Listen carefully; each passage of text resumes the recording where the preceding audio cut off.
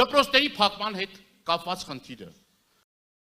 Արդեն անոնսել են 229 դպրոց սահմանամերձ համայնքներում փակվում է։ Այդ դպրոցը կառուցվել է, որ սահմանին ապրող մեր հայրենակիցը ամուր կարճած լինի այդ հողին։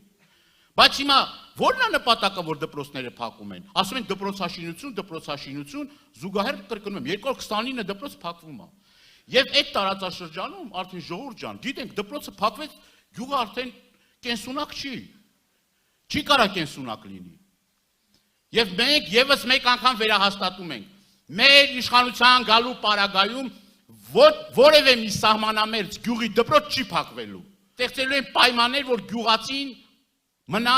շենացնի իր գյուղը, իր տարածաշրջանը, եւ այս դեմոգրաֆիկ հայտարարակ խնդիրը, որ կա,